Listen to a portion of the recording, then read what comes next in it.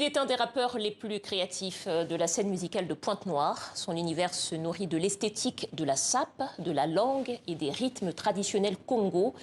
Il cisèle ses textes qui décrivent la réalité de son pays et enchaîne les tubes. Sam Samouraï, bonsoir. Bonsoir. Bienvenue sur le plateau du Journal Afrique de TV5 Monde. Je suis ravie de vous recevoir. Alors, si je vous décris Sam Samouraï comme un rappeur, défenseur d'un patrimoine culturel, en quelques mots, est-ce que ça vous convient comme définition? Ouais, ça me va un peu, je peux dire. Ça vous va un peu. Je disais tout à l'heure, pour vous présenter, que vous avez un concept, en fait. Votre signature, c'est que vous chantez dans des langues du sud du Congo, que vous faites du rap, que vous parlez de la situation sociale du pays et surtout que vous fondez sur l'esthétique de la sape. Déjà, de base, il faudra savoir que la mode, c'est le langage de l'âme dans le tissu. On s'est dit que si on pouvait faire du rap au Congo, pourquoi pas parler du tissu, pourquoi pas valoriser ce côté sape-là qui fait notre identité, on peut dire. Déjà, la sapo gang, c'est notre concept, déjà, qui est un mélange de la sapologie et un côté streetwear, d'un côté un peu rue, plus ouvert, qui rappelle notre jeunesse. D'où on a formé ce mélange-là, de côté jeune et côté sapeur, et donner une couleur congolaise. Et donner une couleur congolaise. Alors on va en reparler, mais on regarde peut-être d'abord un extrait de votre tout dernier clip qui s'appelle La Boulangerie. C'est parti.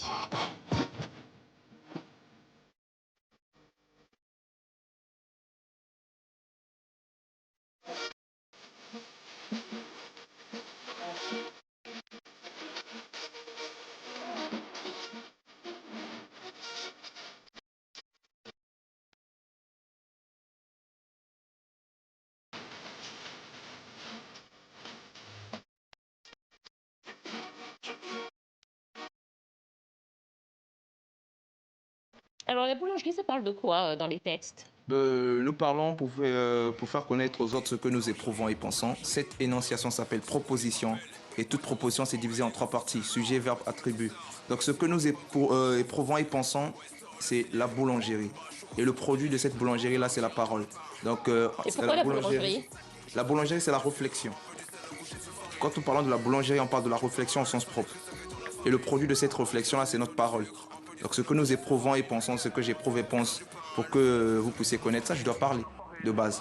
Donc la boulangerie, c'est une conscience congolaise qu'on pense que c'est une conscience... C'est une fabrique en quelque sorte, Oui. Un petit peu comme on fabrique du pain, mais là c'est la fabrique des consciences. Dans cette chanson-là, j'ai parlé d'une jeunesse qui est consciente mais qu'on ne reconnaît pas sa conscience. On prend sa conscience comme de la merde, de fait. Mais cette jeunesse-là est tellement consciente. Pour comprendre cette conscience-là, il faut être jeune. En tout cas, c'est de cette conscience dont vous parlez, vous, dans vos textes, et dans votre musique. Alors, je disais tout à l'heure, et je pense qu'on peut y revenir, vous chantez en lari, qui est une langue un peu marginalisée au Congo-Brazzaville. Il y a eu peu de chanteurs qui chantaient dans cette langue qui correspond aux populations du sud du pays. Vous avez d'ailleurs, dans une de vos chansons, rendu hommage à un de vos prédécesseurs qui chantait également en lari. On va écouter, puis on en reparle. Cette chanson s'appelle HRM, hommage à Rafa Bunzeki. On écoute.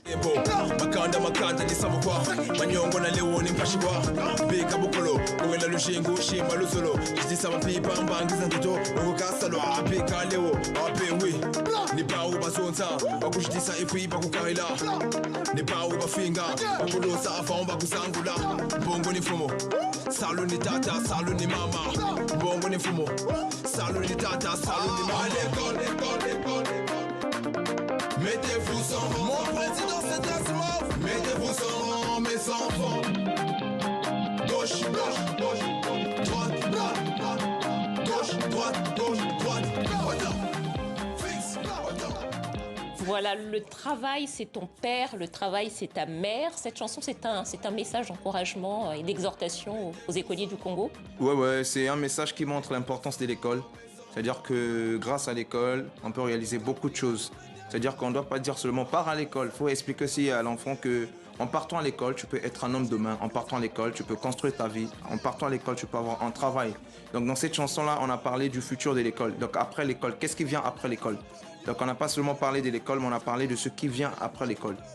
Les avantages que l'école peut apporter dans une vie. Déjà, pour mieux s'exprimer, il faut passer sur le banc de l'école. Toutes ces choses-là, on a pris ça, on a mis ça sur un son que le vieux Rafa Bunzeki avait mis en place déjà au passé. On a voulu un peu développer ça. tout en mettant l'esprit Sapogang dessus. Alors vous avez choisi la voie de la musique et par la voie de la musique, vous faites passer un discours. Et dans le discours que vous avez notamment, c'est celui finalement de revendiquer son identité et toutes ses identités. C'est pour ça parce que par exemple la sapologie n'est pas toujours revendiquée par les intellectuels au Congo. La langue lari n'est pas toujours revendiquée. Et vous avez complètement pris le contrepoint de tout ça. Déjà, pourquoi? C'est une revendication identitaire au fond? Nous, on définit le lari comme la langue actuelle du raisonnement international. Déjà, c'est une langue que nos ancêtres ont toujours parlé. Et c'est une langue qu'on traite de sauvage de base. Quand tu t'exprimes en lari, on dit que tu es sauvage, tu es mal poli, tout ça. Mais c'est une langue comme le français. Et qu'est-ce qui a fait que vous avez décidé de revendiquer toute cette culture? Parce qu'on m'a éduqué avec ça. J'ai que connu ça depuis mon enfance. Chez nous, la beauté, c'est le lari. Mais il y a aussi le mochi qui est là, il y a aussi le vili, il y a toutes ces langues-là. Mais personnellement, je suis défendeur du lari. Et pourquoi pas d'autres langues aussi. Donc vous prenez une diversité au Congo. Peut-être une toute dernière question avant de refermer en musique. En quelques mots, vous êtes un rappeur. Le Congo, c'est un pays de mélomanes et de rumba en particulier. Est-ce que vous sentez une filiation ou plutôt une rupture avec les chanteurs de la rumba congolaise?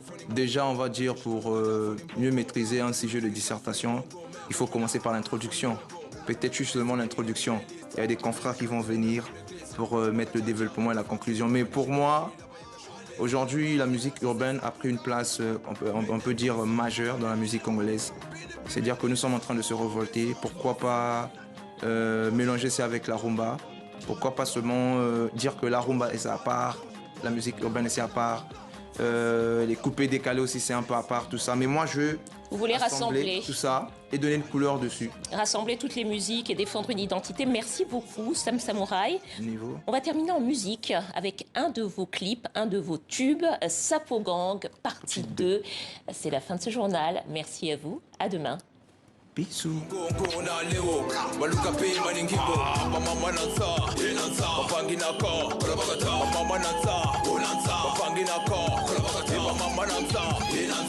Mapangina